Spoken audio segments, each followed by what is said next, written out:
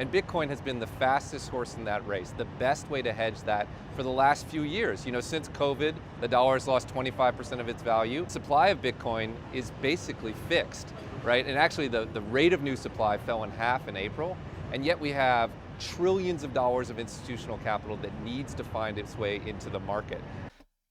안녕하세요. 비트 김선생입니다. 6월 18일 13시 기준 비트코인 가격 65K에 위치해주고 있습니다.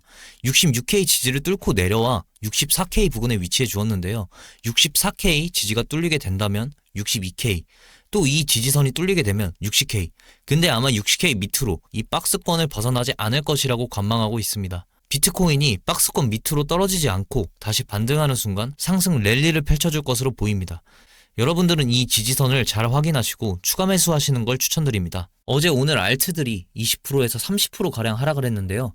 많은 사람들이 비트코인 가격 하락과 더불어 알트들이 상장 폐지한다라는 악재로 공포감에 패닉셀을 한 것으로 보입니다. 많은 사람들이 패닉셀을 하게 된 이유로는 가상자산 이용자 보호법이 시행되면 가상자산 600개 종목 상장 유지 심사에 들어가고 문제가 되는 종목은 상폐한다고 합니다.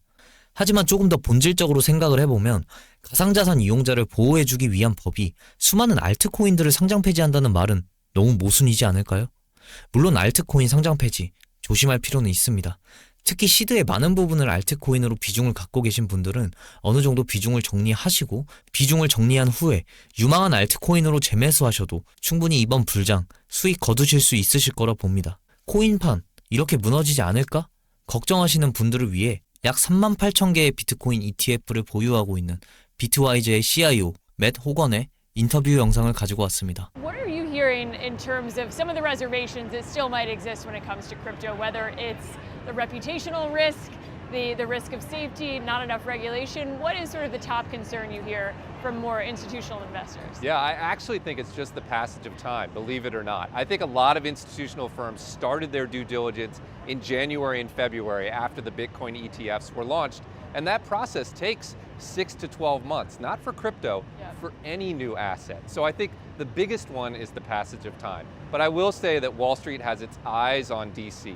There was a real change in sentiment when we saw sort of bipartisan progress in Congress around comprehensive crypto regulation. I think once that comes into the fore, you're going to see this trickle of institutional assets turn into a flood. Do you feel like it's bipartisan? We heard Brian Armstrong on stage and some other Coinbase executives say that. It seems like former President Trump is sort of taking a stand here and trying to frame himself as the more crypto-friendly candidate. What is the feeling in the industry? Is there a lot of buzz around the presidential election and what that might mean? There is a lot of buzz around the presidential election, but there is more buzz around the bipartisan sort of consensus that built around the FIT 21 bill in the House. We had 70 plus Democrats cross the aisle. Ultimately, if you want to get something done in politics, you're going to need bipartisan consensus. And the good thing for crypto is underneath the surface, after we get away from Washington, it's owned on a bipartisan basis. The demographic that owns crypto is strongly bipartisan. And I think that's starting to be reflected in Washington. And that means, I think, we're going to see real progress in the next 12 months. It seems to be a demographic difference too, right? As you said, not necessarily political, maybe just younger investors are more open to crypto. Is that something you found? That's absolutely true. And we actually saw that in Congress. There was stronger alignment on demographic grounds in terms of who voted for that FIT 21 bill than there were along party lines. I think the average age of a representative that voted for it was 51, and the average age against it was in the mid-60s.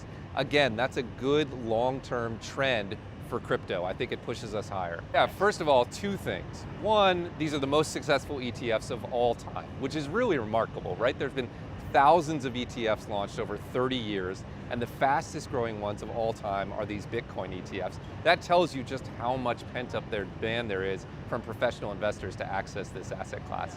What we're seeing right now is something really interesting.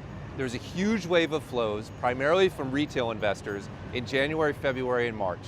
And then they took the foot off the pedal. We had a period where we sort of chopped sideways, but we're seeing a re-acceleration of flows in the last few weeks, and I think it's gaining momentum.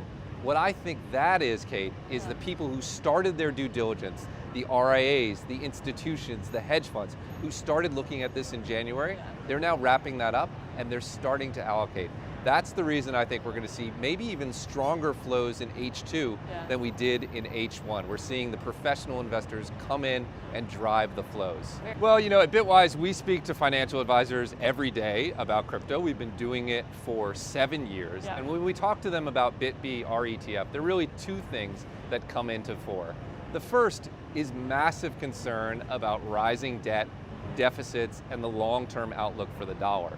Investors feel that and they need a way to hedge that. And Bitcoin has been the fastest horse in that race, the best way to hedge that for the last few years. You know, since COVID, the dollar has lost 25% of its value. Bitcoin's up 700 or 800%, so it's been a great hedge. That's one major catalyst.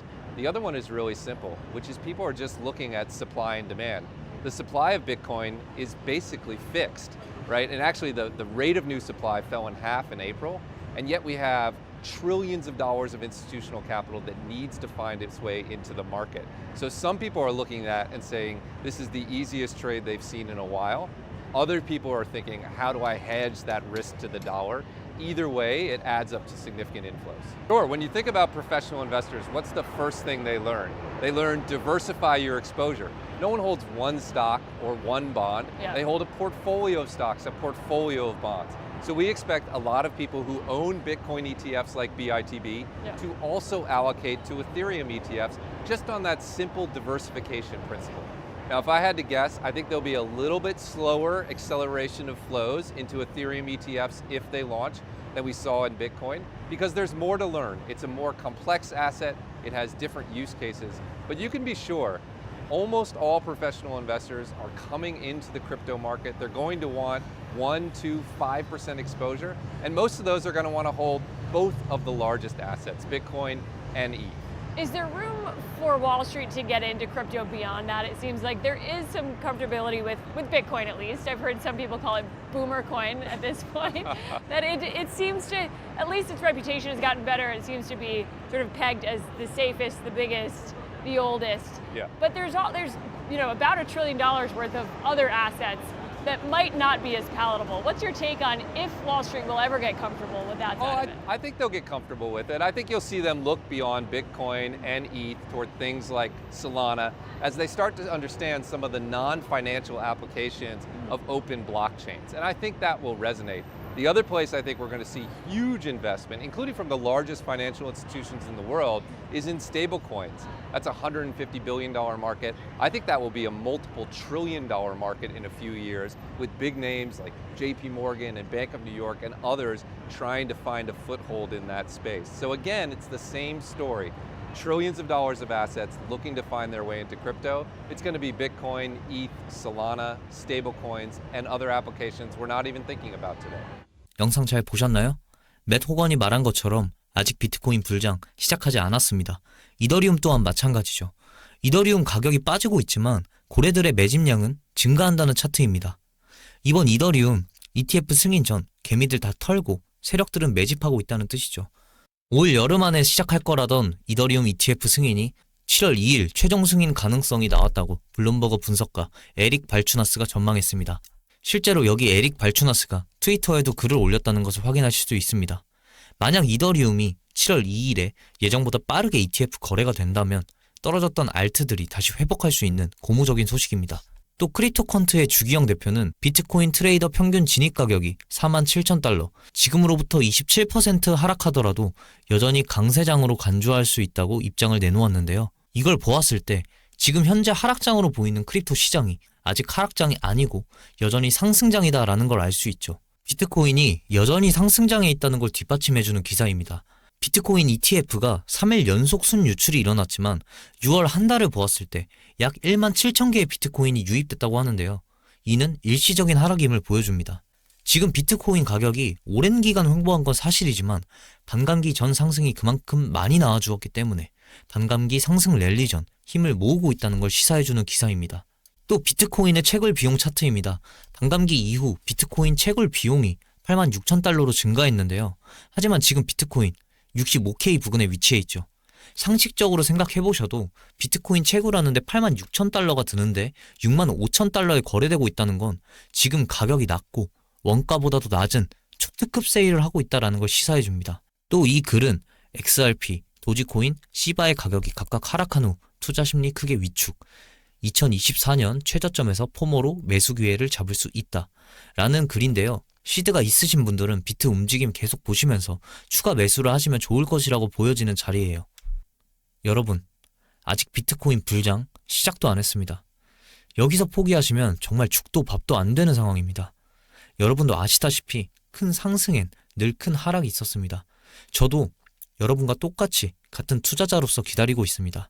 같이 버티고 인내하셔서 좋은 결과 꼭 만들었으면 좋겠습니다.